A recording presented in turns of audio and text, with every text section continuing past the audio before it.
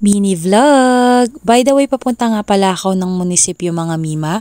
Medyo hapon na nga yan at medyo nagmamadali na rin tayo kasi baka malate. Diyos ko, 4 PM na yan at ang sobrang init pa rin talaga ng panahon. Kaya nagdala na rin ako ng payong. Alam mo na, panlaban sa init ng araw. And ayan, lakad-lakad lang mga Mi kasi naghihintay ako na masasakyan tricycle.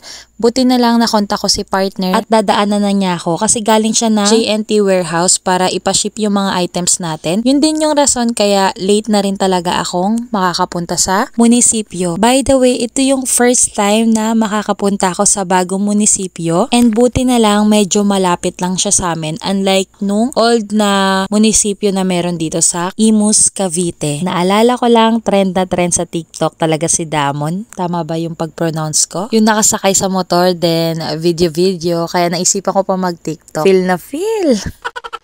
Nagganda-gandahan na naman ng Mima nyo, charis. And ayan mga Mima Bells, bali sa kabilang side lang or kabilang highway lang yang ating dadaanan papunta ng bagong munisipyo. Alam nyo, yung way na yan, minsan tumatambay talaga kami dyan. Tapos, meron ako mga TikTok videos pag nagpo-promote ng mga damit, ng dress. Minsan dyan talaga kami kapag kain ng oras. Pero kadalasan dito lang talaga sa bahay. Then, pagkatapos mag-promote, tambay muna onte, bili milk tea, bago umuwi. And ayan na mga Mi, diba napakalaki ng munisipyo ng Imus, Cavite. No offense, pero nung papunta talaga ako dyan, parang feeling ko papunta ako ng ospital. Yung mga private hospital, ganun yung datingan niya and ang lawak ng daan. Na-amaze din talaga ako. Sabi ko, ang laki pala dito. Then, marirealize mo na lang talaga, ang laki ng improvement from old building to new building as in super duper laki. And hindi ko na talaga siya binidyohan. Medyo nahiya na lang din ako. By the way, kinuha ko lang yung BMB certificate na hindi ko rin naman talaga maifa-file this year dahil hindi tayo na-approve ng BIR. So, better luck next year na ma-file natin yan. And bago umuwi, dumaan muna ako dun sa salon na lagi kong pinagpapalinisan ng aking mga kuko. And onting pamper time lang, nagpa-foot spa na din tayo. At talaga naman nililibag na talaga yung paa ko dahil sa dami ng dead skin. Yun lang for today's video.